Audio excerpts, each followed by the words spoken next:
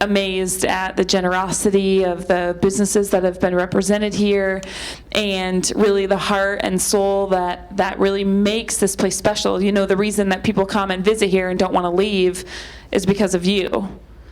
The lake helps, but really it's because there's something special about this place, and there's something special about just the feeling you get when you bump into someone on the street and they're genuine and they're kind and they're glad to meet you, and you come into a 3-day seminar like this and you get to leave with actual relationships. I mean, I have watched it happen, that there have been real friendships that have happened in this place, and y'all are going to help build one another's businesses, and to me, that makes it feel like, oh my gosh. And I loved what we just heard from Nathan, because I don't think, did he even talk about social media? I mean, a little bit, right? He talked about the truth behind business, and that is in relationship. So pretty fantastic. With that being said, we're going to bring on our next guest, Adam Chronister. He's been the forefront of digital marketing since 2009 and published a significant body of research around the topic of technical SEO. He's worked with both local and national businesses to help grow their online presence, and is a certified Google partner and holds an Associate of Arts in Computer Science. He has been featured in Wired.com and traveled internationally to promote his craft. Adam believes that every business, regardless of size, can realize growth through digital marketing, and has made it his mission to share this with those that he works for. He is the founder of nleaf.com, and he's also the director of marketing for Stay Alfred. So unsuck your blog, how to plan, structure, and promote your blog post for the greatest SEO impact. Please welcome Mr. Adam Chronister. All right, thanks. Thanks, guys. Are we on? Okay. So how many of you guys have been here all 3 days? All right.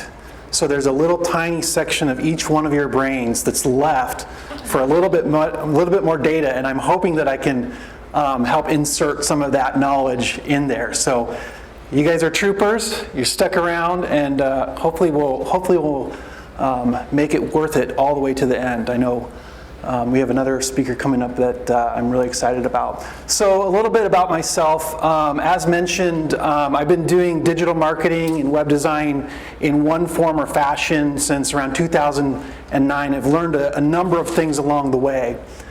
My background started out in website design, and very quickly I realized that maybe I wasn't made to be a code monkey.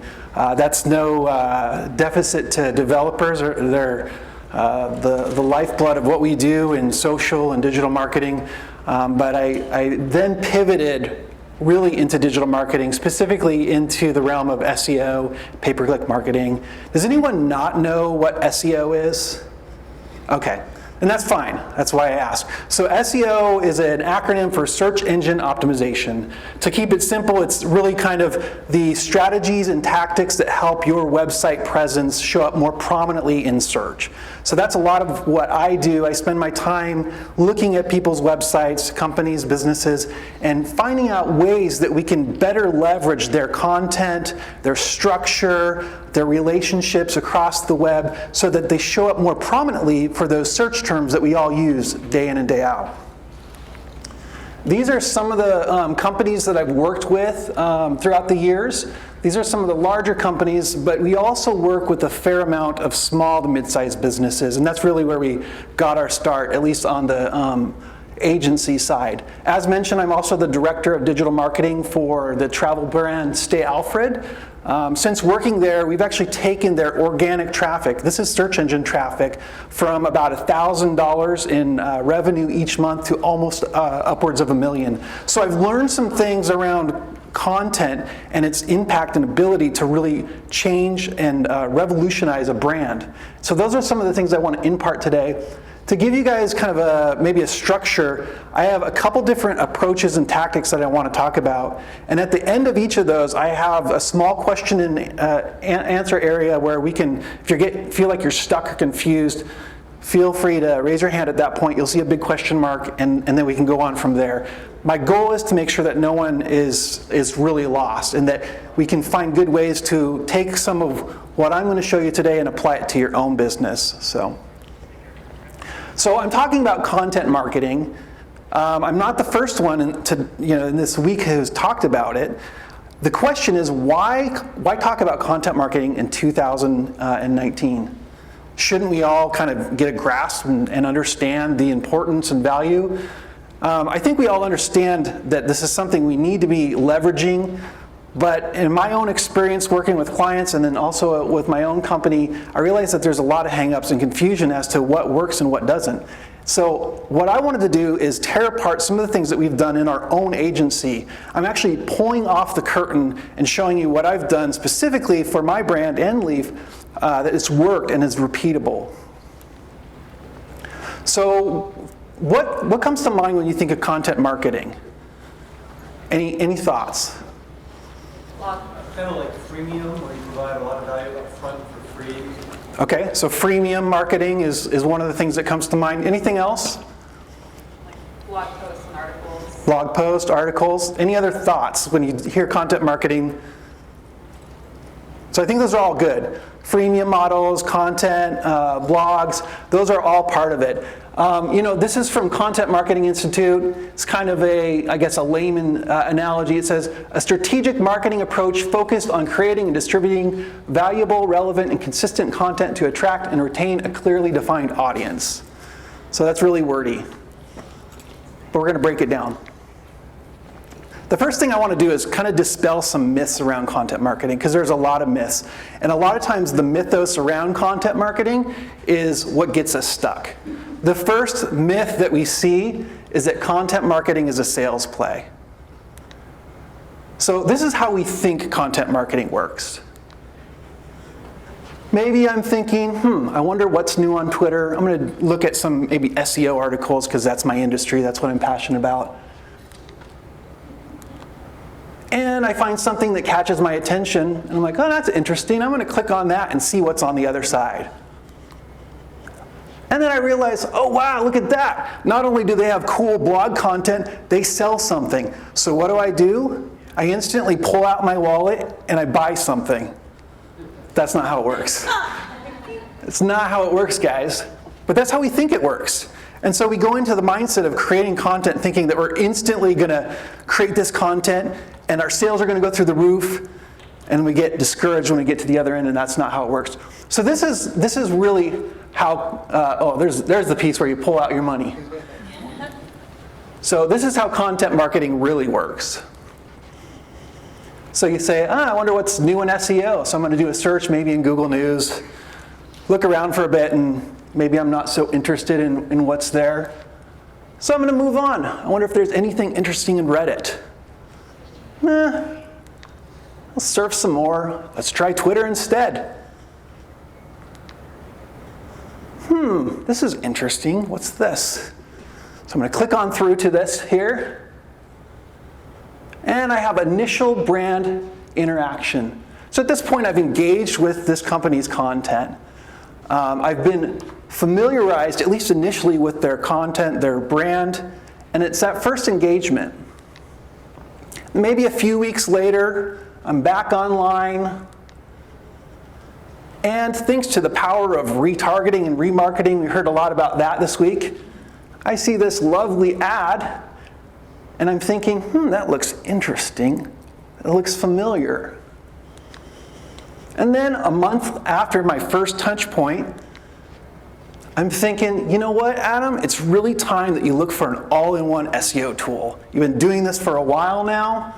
Let's get serious. So what do? I go to Google and I search for best all-in-one SEO suite side by side. Check this out. PC Magazine has a best SEO tools for 2019. Well, that's probably a good starting point, right?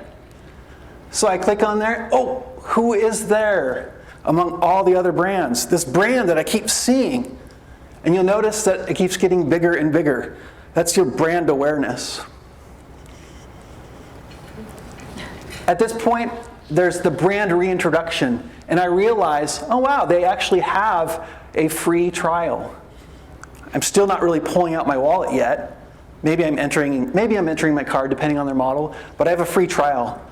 So see how this process really works? And even this is relatively short.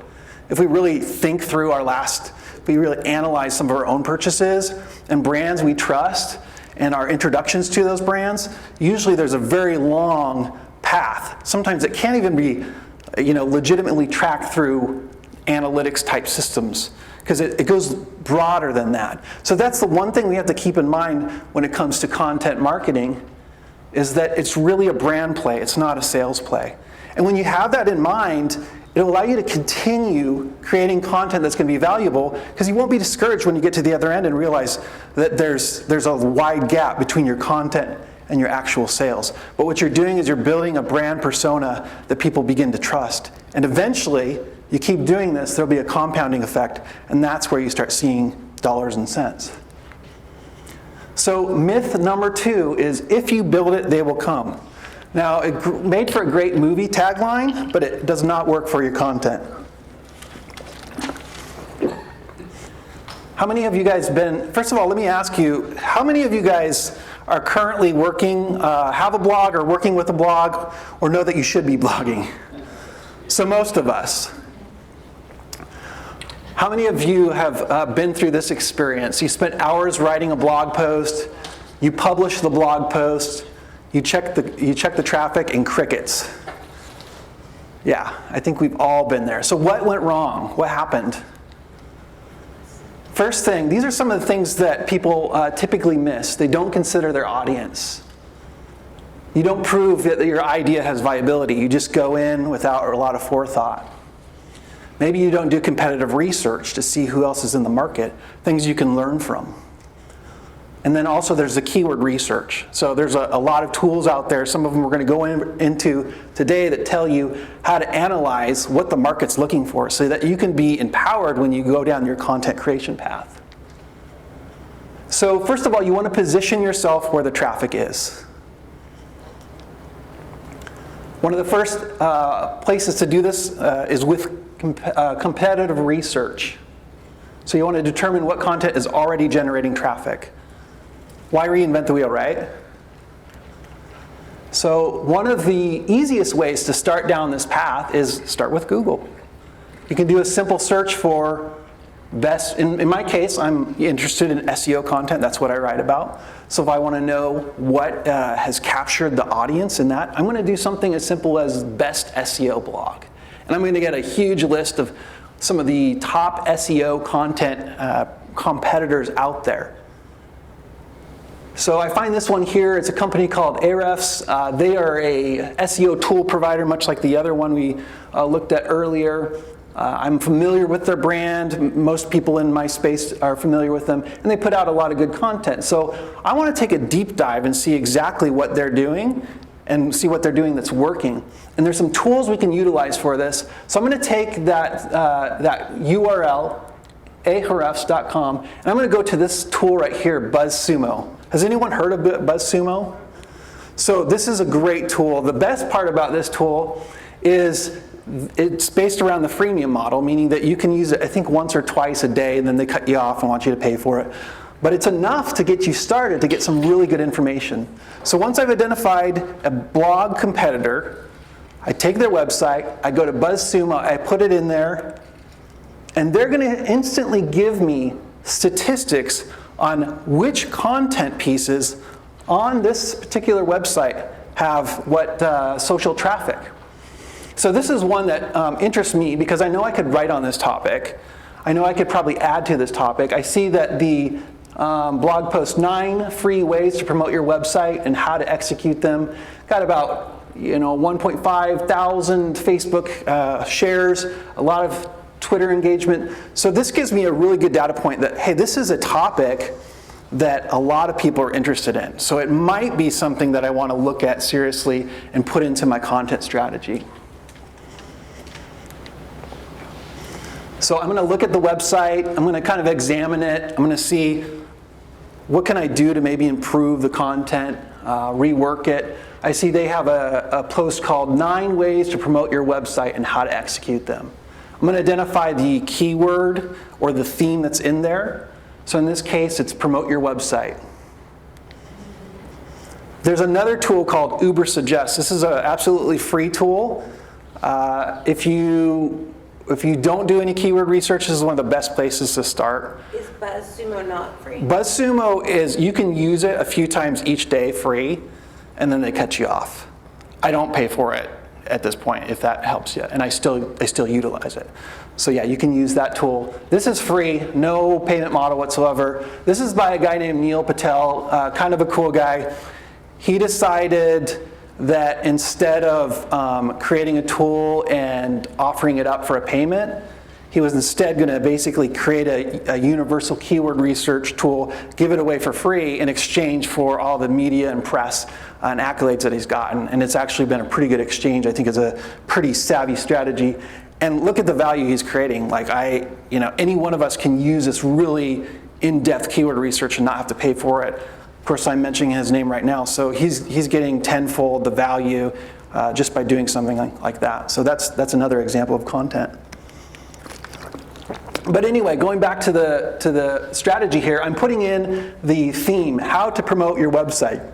I can see that it gets about 260 searches per month. So that's pretty healthy traffic. We can analyze that and realize that there's an audience there. The difficulty, the SEO difficulty, which is kind of the competitive range that it is there, is 21. So it's green, so that's good. I can even dig deeper in this tool, and I can see what other semantically related terms come up and keep those in mind, write them down, and use all of this data before I prepare or develop my content piece. This tool, this one is actually a paid tool, but they do have a 14-day trial. This is called SEMrush. If you're interested, this is one of the ones I use day in and day out. But again, there's a lot of other free tools you can start out with. They do have a 14-day trial, but what I love about this tool is I can also put in this same blog post, and I can see the valuation of their traffic cost. So what this is here is essentially, that is the organic traffic, the search engine traffic they're getting, and the equivalent cost they would incur if they were to instead use pay-per-click marketing. So essentially, they're getting $5,000 worth of organic traffic free every month just by this single piece of content. So again, not only is that really cool metric, I can then validate this subject matter is valuable. And if I can leverage that, I can take advantage of that value. It also gets 851 searches per month. So just another tool to look at in your arsenal. So at this point, that's the kind of the first strategy. I might open up to 1 or 2 questions if there's any confusion around this. And if not, we're going to have an AMA at the end. So any broader questions I'll hopefully get to at the end if we have enough time. So any questions on this particular strategy, or is it all fairly clear?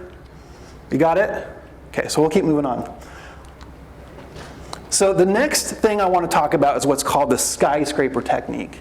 Now, the reason that this technique is called the skyscraper technique is it deals with going bigger and better. So in the old days of cities like New York, building owners would compete, and they would make their skyscrapers higher and higher, to one up the other person. And you can do this with content. It's actually a very effective method, and that's what we're going to entertain here. So the first thing you want to do for the skyscraper technique is you want to find link-worthy content. We kind of already identified a way to do that and how to do our research to figure out what's worth tackling. You want to create something that's better than the existing competitor content, and then you want to share what you've created. So let's take our case study here. This is 9 free ways to promote your website.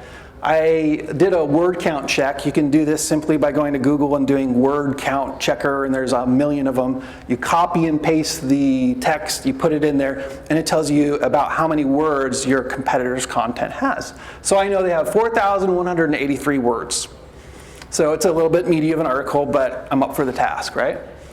They also include multimedia. They have a embedded YouTube video and images. Those are all things I can do. I can make that happen. Well, what can I do above and beyond? And actually, this is a good opportunity. Any thoughts of what you could add beyond word count, video, and images. 10 free ways to. You're on the right track. So he said 10 free ways. You're thinking right down the right path. So that's one aspect. I'll show you what came to my mind, and you guys might have some other ideas. But yeah, just as you're thinking, how about 16 amazing ways to promote your website that will instantly improve your blog readership? In this case, I'm going to do 5,500 words. I'm going to include a video and images, but I'm also going to have a downloadable PDF infographic. So there's my skyscraper. Then it comes down to the point of promoting this. So once we built this content piece, we have to spread the word. This is another thing, I didn't go into depth on this, but one of the biggest things that I've noticed has changed our content and the content of our clients is changing the focus between the time you spend creating your content and the time you spend promoting it. The great thing is we have a lot of people here that are in social media or at least interested in it, and so you guys already have a foot, in the door as it relates to that promotion piece. But typically what I would say is you should spend about 20% of your time creating content and about 80% of your time actually promoting it. It used to be that I had those things flipped, and as soon as I flipped those dynamics, things changed. So in this case, I'm going to find a guide, or I'm going to do a search for a guide to promote your website. There's a good chance if somebody has a guide on how to promote your website, they may be a good person to contact and reach out to and say, hey, I have this article that would be a good supplement to what you're already doing. If you feel it's empowering your existing content, feel free to link to it. Thanks. The other thing that you can do is you can use a tool like this. This one is free. You can also do this with the SEMrush tool. Oh, I got the wrong link here. So smallseotools.com backlink dash checker, and I'll give you guys a link to this slide at the end. But this is a free tool. I can put in that competitor piece of content that we were looking at, and I can see all of the websites that link to this site that reference it. I can then create a list and use that list to reach out to all of those blog owners and say, hey, I noticed that you linked to this one piece of content. I actually wrote an updated version or an updated blog post that actually talks about 16 ways to promote your website. And so that's another way you can reach out and start promoting your content. And then from there, you can also... Will you just repeat that one more time? Sure, yeah, so the question was to repeat what I just said. So I can take the blog post that's our target blog post, this one here.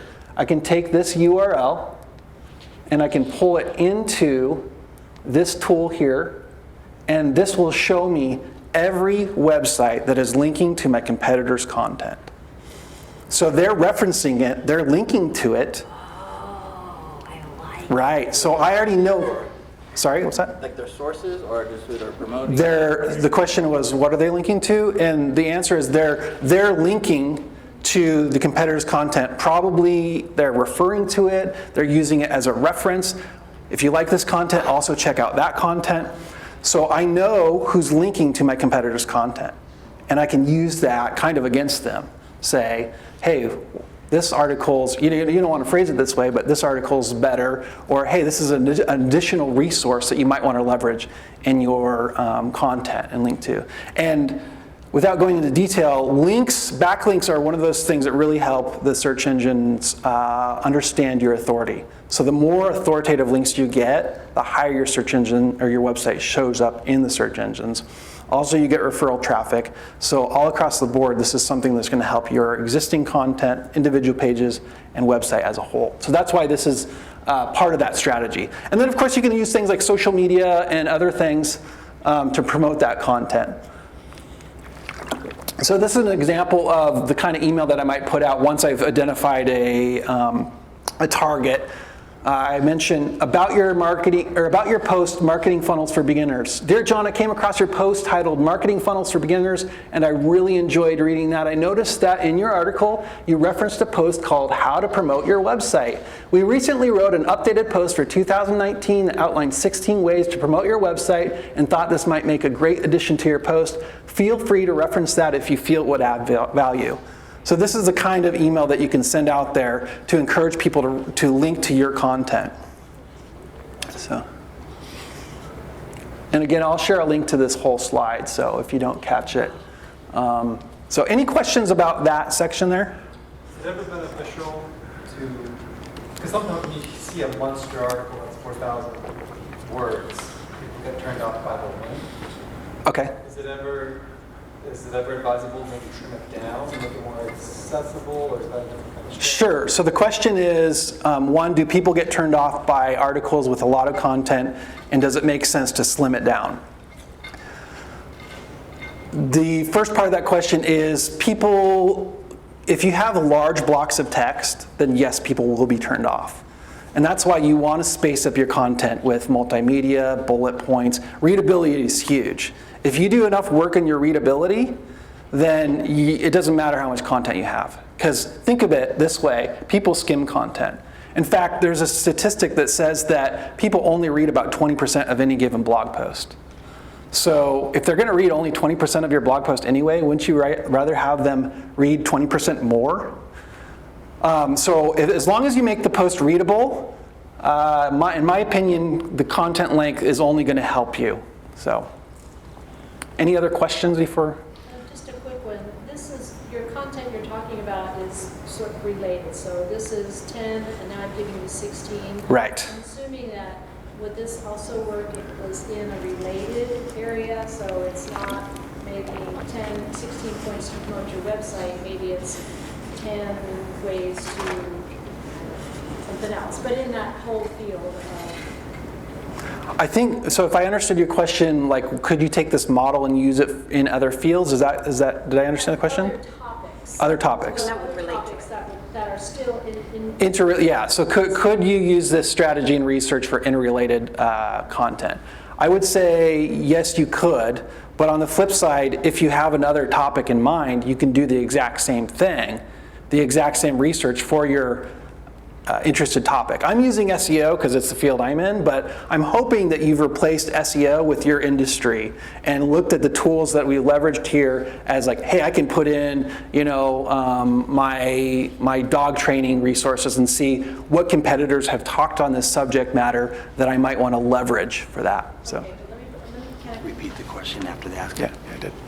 Can I put it this way? So if I'm doing something with gardening and it's about roses, could then I still use the same process and send it to the person that was writing about 10 tips for growing roses and say, hey, I just had this great post on 10 tips for, Absolutely. dahlias. Yeah. It's not in the same family, but Right. if their area is gardening, then Yeah, absolutely. Yeah. Right. The question is in a different field, in a different industry, could I use this same strategy, but then for the outreach reference, exterior but interrelated sites? Absolutely. Yeah. Really, the more that you can get your content out there, the better. It's just easier if you know that the targets already are interested in what you're doing. The sale is going to be easier. But by all means, the more you can get this out there, if your content is going to help somebody else with their content and their messaging, like, it becomes a win-win. So yeah, the more promotion, the better in reality. So, all right, the next tactic I want to talk about is one of my favorites. It's called Roundup post. So a Roundup post is a compilation of expert answers to a single, or I could say sometimes a couple questions. This is why I love Roundup posts, and we'll go into more detail on what these are and how to break them out. I love Roundup posts because the content is mostly done for you. Now, if you know me, you know I'm not actually the best writer, and sometimes I really struggle at it. This is a great tactic because a lot of the content's written for you. It's also a great excuse to interface with top players in your industry, because who doesn't like to have somebody, talk about them, right? You can also place yourself not next to top players in the industry in your own field. You can also you have built-in incentive to share your posts. The first thing before you create this Roundup post is you want to identify what questions there are related to your target industry or market. One of the best tools to do this with is a tool called Quora.com. Quora is a question and answer type search engine. And people go there, they answer questions or ask questions, and then people answer that. So it's a really good tool to do your research on that, one of many. Then what I'll do is once I understand some really good questions to ask other players in my field or my related fields, I'm going to create a form, a Google form of these question and answers. Now you could do this straight via email, but I would recommend that you do this in something like a Google form, because the easier you can make it to fill out the questions that you ask from your target audience, the more likelihood they're going to fill these things out. So. Then you want to find influencers or people in your network that you really want to kind of pick their brain, leverage their thoughts, and integrate that into your own content. You could do something as simple as, who do I follow on Twitter for SEO? And reach out to them maybe via social media. A lot of us are already in part of communities. For myself, I'm a part of a lot of Facebook SEO communities. So I knew who the players were, and I can easily reach out to them that way and say, hey, I'd love to feature you in my Roundup post, or I'd like to feature you as a guest author. Would you mind taking a few moments and answering a couple questions? And from there, I'm going to send them to that form that I created previously. And then I'm going to go in for the ask once I've created all this information. So here's an example. Hey Joe, I hope you've been well and business is good. I'm reaching out to see if you're interested in contributing to another post I'm putting together. Here's the questions. How do you think digital marketing as a whole will change in 2019? How do you think SEO will change in 2019? And as it relates to SEO, what will you be doing differently? Please submit your response using this Google form. So I send them to that Google form, and then I say, as always, you want to put an incentive in here. As always, I'll include a link to your site and share your response with our social media audience. And the deadline to contribute is Monday, December 28th. So a couple notes on this when you're reaching out to people for these guest posts. You want to make sure that you provide a deadline, you give them a sense of urgency, usually about 2 or 3 weeks, I think is fair. You don't want it too long or they'll kind of put it on the back burner. You also want to set out a reminder, either if you don't get a response, because people are busy and inboxes get full, or if, a lot of times people say, okay, great, I'll fill that out, and they kind of forget. So it's good to have lots of reminders. Don't be a pest, but just say, hey, we'd love to have you contribute. Deadline's coming up. If you're interested, we'd love to have you be a part of it. Then you're going to publish and promote your content. And this is an actual piece of content that we put together. So 21 SEO experts discuss changes in SEO. And, again, I'm able to put myself right next to a lot of people that are real big players in the industry. So what do you think that does to my brand? Whoop. Yeah. And you can all do this. So after it's done and it's out there, I send out an email like this. Hey Andy, good news. The 2019 SEO Changes Roundup you were featured in is now live. Here's the link to the article, and I send them to the article. If you have a moment, could I ask you to share the post on Twitter, Facebook, and or leave a comment on LinkedIn? And then this is also important. You want to make sure that you can do the shortcut generators to make it really easy for them to share your content. And again, they have the built-in incentive because it's like, oh wow, he's talking about me and I'm featured. So what would any of us do? We're going to share it. And this goes into what's called link bait, which we're going to go into some other elements of that in just a bit.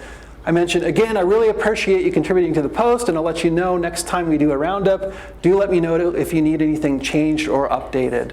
Again, a few tips. Respond to each contributor, letting them know the post is live. Make sure you provide easy links and instructions for social sharing, and ask them to share the post when it's live.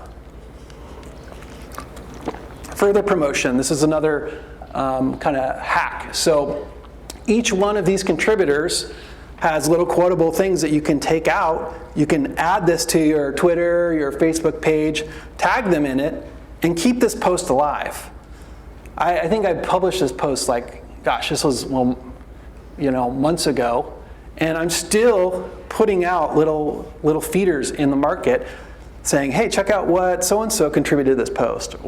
And it gets shared. This thing gets shared every single day.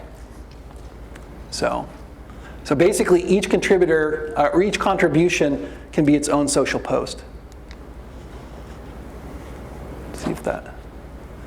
And this is the impact. So this is my weekly website traffic. This is before the post. And then you see this huge spike here. That's the social media initial share. And of course, some of the interest wanes, but this is the most interesting thing. Look what happens to my website traffic after it goes up. And that's one blog post, guys. Think if you get in a cadence of doing this, think what that's going to do to your website, your visibility, your brand. The other thing that's great about this is once you get this connection with these people and they realize, oh wow, he's promoting my brand and I'm promoting his brand, next time you go in for the ask, it's even easier. Not only do you have their information, you already have that relationship. So any questions about that? I know there's a lot there, maybe a little bit fast, but does that all make sense? Fuzzy math? So I can see how offering the incentive of a feature would work really well when you're reaching out to influencers who see that your blog already has quite a following, or you've already established a personal relationship Sure. with them. But what are some other incentives you could offer for blogs that are just getting started if you do want to engage? Yeah, I mean, you would be really surprised at the kind of incentive. It takes very little. I mean, even if you don't have a lot of traffic or a huge established brand, you would be amazed at people's willingness to talk about themselves. But if you're not ready, yeah, if you're not ready for the Roundup post, maybe you think, hey, I want to grow my brand, my site a little bit more before I go and jump off a cliff here. That's where this next section I think will come in great. I'm going to give you some ideas, and if you still have questions after that, let me know. But let's talk about ego baiting. So a Roundup post is a type of ego baiting. And again, this is all kind of feeding into people's egos so that they're kind of doing the work for you. So what is ego baiting? Ego baiting is any activity that attempts to engage influencers to further amplify your work, either via their website or via social media. So you'll probably hear more about this tactic because it's very, very effective and it ends up being a win-win. So let's talk about a couple types of ego baiting. You have your guest post. So this is a great one. Even if you don't have a lot of web traffic, if you dedicate an entire blog post to an interview, there's very few people, even for smaller brands, that won't take their time to do an interview. Because again, it feeds your ego like, oh wow, you want to interview me? Like, all right. So there's guest posts. Guest posts are essentially where you're allowing someone to write content and place it on your website. And in exchange, you typically give them a link in their bio. So that's another way to do ego bait. And then we already talked about expert roundups. This I think was a fitting article. Who are the top sexiest influencers today? So let's think of Social Media Week. A lot of us got to interface and engage with some top players in the social media realm. Now, if you were to go out and say, hey, I'd like to feature you in my post called the top 10 sexiest speakers of Social Media Week, who would turn that down, right? And who wouldn't end up sharing that eventually? So this is the kind of stuff, like with a little bit of creativity, you can create some really cool content that people will share and can collaborate with, and that can hopefully boost your brand. This is one that I did. So one of the tools I've mentioned already that I use day in and day out is this tool called SEMrush. And what I did is I put together a real in-depth tutorial on how to do internal linking with SEMrush. And once it was done, I posted it on Twitter, and I don't even think I tagged them. But lo and behold, they reposted it on their Twitter not once, but 3 times. And did I put their audience in here? I don't know if I did. But they have thousands and thousands of visitors. And this becomes a win-win because, one, their social media people obviously probably looking for content, and so somebody's doing content for them. I am, of course, have my brand cross-promoted on their brand, and I'm providing valuable information to my customers and clients. So So again, who gets the value from this? SEMrush does, my clients and my prospects, and of course me. Okay, here we go. So here's the stats. So again, they have 118,000, or no, rather 12,000, sorry, on my stats here, 96,000 followers. So fairly decent audience. They reposted this 3 times on their social media network. So my brand is now being intermersed with the very large brand in the SEO space. So instantly my authority in the space goes way up. And again, this isn't rocket science. You know, most of you guys in this room could do this. It just takes a little bit of creativity, a little bit of work, and it can be done. So any questions about ego baiting? Did I answer that one question? All right. So myth 3, more is better. And this might go back to your question about content. And when I say more, I'm talking about frequency here. So a lot of times when we're thinking about blog posts and content calendars, the big question that always comes up is, how often should I be blogging? Should I blog once a week, once a month, quarterly? Like what is it? And everybody says their stuff. So Google rolled out an algorithm update in 2011 called the Panda algorithm update, which basically is a game changer for content. It essentially penalized thin content. So this is content that is not very broad in nature. So by the very nature of this algorithm update, the longer your content in essence is, as long as it's not too thin, is going to be a benefit for you. So you want to update your post. This is another example. We updated a post that was how to rank in 2018. We changed it to 2018 to 2019. We added 3 more tips. We changed it from 5 tips to 8 tips. We added a custom embedded YouTube video and reshared the post via social media. This probably took no more than an hour to update to make this old piece of content fresh and new. Let me show you what it did to our traffic. That's what it did to our traffic. It was, we're getting maybe 20 hits a week on this post, and 200% increase for 1 paragraph, 1 video, 1 title update. And this is really where things are going today in your content. It's not only about creating new content. In fact, I would say if you already have some healthy content out there, I would spend more time going back and updating that old content than creating new content. And really there's some thought about this. So don't write 5 blog posts, write 1 blog post with enough content to be 5 blog posts. That would be one suggestion I would make. Make sure that you're continually updating your older posts, because Google, the way that their algorithms work is they're wanting to look at relevancy. And the more relevant your content is, the higher it's going to rank, the more traffic it's going to get. And so don't forget about those old posts that are out there that can be revived. Question? Quick question. Do you put any disclaimer in there at the beginning or at the end that said this original post was from blah, blah, blah, and we've updated it? Or do you just... You could. I don't know if there's any wrong or right reason I don't know if there's a wrong or right with that question. And again, the question was, do you reiterate that this is an updated post? I've seen people do it either way. The only deficit I could think of is Google can understand things like 2018 versus 2019. So just by adding the updated date, they recognize this is more relevant than the old 2018. So treat your blog post like a Wikipedia entries. Wikipedia is I think the 5th most trafficked website on the internet. And if you think about a Wikipedia blog entry, why would that be? Because they're growing. The post about Abraham Lincoln is way larger in 2019 than it was in 2009. And that's why they continually show up for a lot of these terms that we search for on interest pieces and stuff like that. So treat your blog post like Wikipedia entries, continually add to them and grow them, and you're going to see that expansion in traffic. Any questions on that? I think we're probably towards the end. So.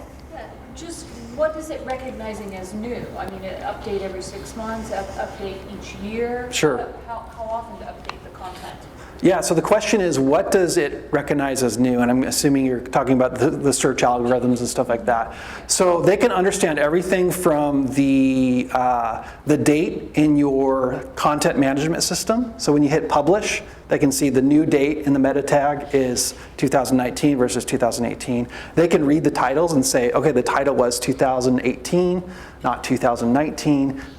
They can read the content breadth and say, okay, your word count went up. They can see all of that stuff. The one pro tip I would suggest is when you create your URL structure, skip putting a year in your URL structure because you don't want to break your URL. Keep the year maybe in the title and the text because you can update that. Don't put it in the URL. So, and I think, do we have time for questions and answers? Or We have exactly 11 minutes for questions. All right. So I do have one other quick section. Do you guys want to do that or do you want to skip to questions and answers? Yeah, there's time. Okay, I'll go quick, okay? Mickey's going to speak for the group. Oh. All right, so real quick, I'm going to talk about how to structure your content. So this is a headline I wrote, again, in this whole scenario. You'll notice a couple things here. You have your number, your keyword, and your actionable item. So interestingly, odd numbers work better than even. I wouldn't think about that, but the click-through rates are typically higher. So here I write 16 amazing keyword ways to promote your website that will, actionable, instantly improve your blog readership. So again, 16 amazing ways to promote your website that will instantly improve your blog readership. So again, it's actionable, you have the keyword in there, you have a number, click-through rates are going to go through the roof with that. Make sure that your keyword appears in the first paragraph of your copy and that your topic is very clear and immediate. With your introduction, the one in your first paragraph, you want to make sure that you start your intro hook with the outcome that the reader is looking to achieve. You also want to make sure that the whole thing is actionable. You also want to make sure that someone searching for the keyword ways to promote your website might be presented with an opener like this.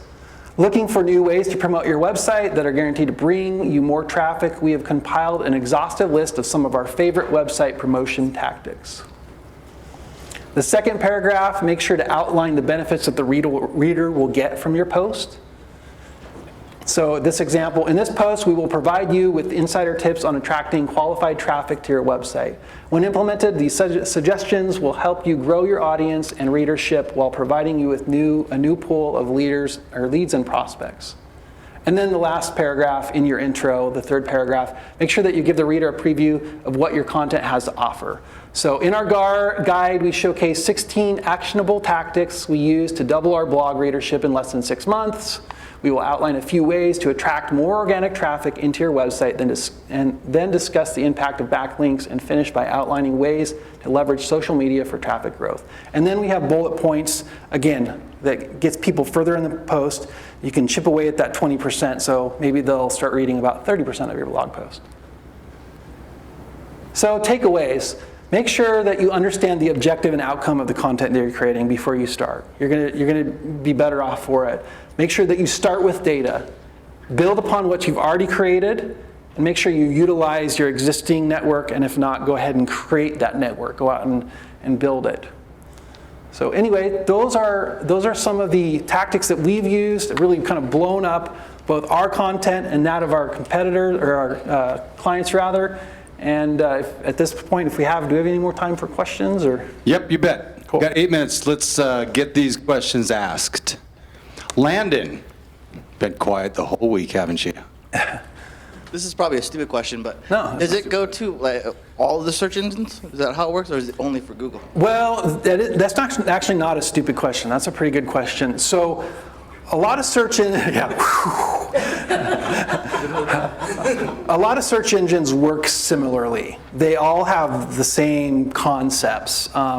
Google, you'll notice a lot of people that are in my industry emphasize a lot of focus on Google, and that's because they're the primary shareholder. They have, I don't know what the market share is, depends on the demographic, but it's like 80, 90%. So if you're gonna spend your time and effort like working along the confines of one system, you're going to go where most of the traffic is. But in essence, a lot of these same tactics and a lot of the same elements are relevant in other search engines. So hopefully that answers your question. Yeah. Any other questions? Yes. You got to get yours in, right? Her brother asked one, she's got to get it in. I've been waiting for this. Okay. This for you to talk this whole time, so I'm so excited about it. And yeah, I've got this. Right. Yeah, obviously the whole point, for me at least, is to understand how to repurpose my content on all of my platforms. By you, I guess this is a double-fold question. Sure. For you. I want to dig much deeper into SEO. How would you recommend me getting my training for that? Number one. I want to learn it on my own. Sure, I want yeah. to do this for other companies Right. as well, number one. And then, forgot my second question. Well, let's tackle your first, and then maybe I'll remember Okay. the second. So, how do you learn SEO? What would I recommend? Oh, I know what it is. Okay. Go ahead. Ask. Since you've been doing SEO for you have a lot of experience and Yeah. time into it. When you write, do you now write with SEO in mind? I do. Most writers don't. Okay. Yeah. So that's also a good question. I work with some really talented writers. I guess the best analogy is this. So in high school, I was in a punk band, and we had a drummer who was a classically trained drummer, and we had to teach her how to drum for punk rock because it's basic dunk, dunk, dunk, dunk, dunk, and she's like, wait, you want me to do this? Like, but I'm classically trained. And that's kind of how I teach people to write for SEO. It's not that dumbed down, but there is a technical element to it. The way that you're going to write for literature is very different than the way you're going to write for the web. And again, it goes back to a lot of the statistics. People don't read entire blog posts. And if you have a lot of block of text, they're gonna bounce off your site. So you want small sections of text, you want bullet points, you want to break out text, because people skim. Think about your own behaviors when you read. When's the last time you read an entire blog post? I can't remember the last time I read like a full blog post. Maybe there's some unicorns in here, but I'm not one of them. So, and then your second question, how would you suggest getting into SEO? Gosh, first of all, it's a moving target, and there is no manual because Google's not giving away the cookbook, and they change the recipe all the time. So, best of luck to you if you're brave enough to. But there's a lot of really good resources. I mean, honestly, I would start with even just YouTube. There is a lot of nonsense out there, but Udemy has some really good courses, and getting used to that Uber suggest keyword research, that's a really good tool. And I didn't have that 2 years ago. I paid like $300 for each one of those SEMrush and Ahrefs tools. And Uber suggest has a lot of the similar features, and it's absolutely free. So that would be where I would recommend starting. So we got time for one more question, and it's from our leader, Shelley. Shelley. What is your favorite SEO tool for a WordPress plugin? Favorite tool or WordPress plugin? Like all-in-one or? Oh yeah, okay. So my favorite tool for WordPress as far as plugins is going to be probably the Yoast SEO plugin. It's called Yoast, Y-O-A-S-T. And what it does is it allows you to create, it basically sets up what's called your meta titles and your meta descriptions. That's the information that shows up in the search engines. Yeah, and so it kind of holds your hand through that process. So that's a good starting point if you have a WordPress site and want a good SEO plugin. So anyway, guys, the slides are there. I'm also offering you guys all a free website grade. So if you go to this URL there, enter your name and email, you can then, or your website and email, you'll get a free website grade and analysis there. So. So just real quick before we give him a round of applause, Shelly's like, can you ask him to go back 3 slides? I'm like, no, because you already froze the screen for the next presenter. But we'll get the slides to you guys, right? Yeah, it's all right there. And then also, real quick, I'm going to be putting together, in addition to the slides, I'm working on a very in-depth blog post. So I'm going to repurpose this and turn it into a blog post. I don't know when that'll be done because I'm going to be in Costa Rica for a month. But once it's done, I will tag it to the social feed. So keep an eye out for that. And again, I'm always free to answer questions. And if you say, hey, I had this question, but I was embarrassed to ask it, and hit me up on social or email or what have you. So. And I will tell you this, you can always see Adam at least twice a month at the Innovation Collective, the first and third Wednesday at 7:30 right. at the basement in the lair at the Innovation Collective, correct? That's right. Give him a big round of applause, please. Thanks, guys.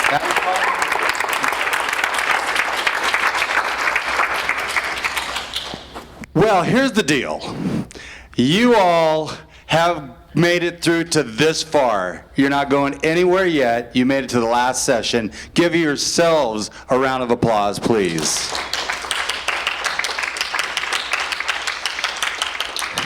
The most exuberant clapper in the world is Kinsey. And I've got to apologize to my network CDA. What is it? No, that's you. Network CDA is our networking company. I'm not going to plug their company just like that. I give these guys a bad time, not Anna because she's very behaved, but I'm a part of that group as well. And so I pick on those people I know. And so they know this, they expect this, and they probably welcome it and would be disappointed if I didn't do it. So before I bring Rose up, because she's doing a text back there anyway, I would like to send one more thank you. In fact, I'll do this. Shelly, you want to come up and say a few words? She's going to, regardless if she wants to or not. I should have probably warned her a little quicker. Shelly Webb. Hi, everyone.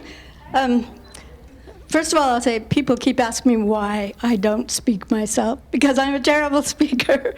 So if I were to speak, you'd all fall asleep. So that's why I try to find the best speakers to bring for you. So I want to thank everyone for coming. And we're going to try and get the slide decks and put them in the Facebook group. So I will send you and invite all the people present, an invite to the group. And then you'll be able to find the slide decks and things in the files. So I think that'll work pretty well. Thank you. Sure.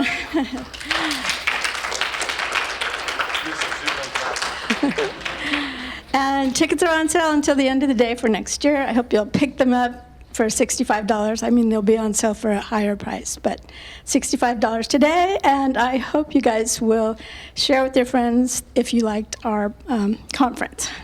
Thanks again.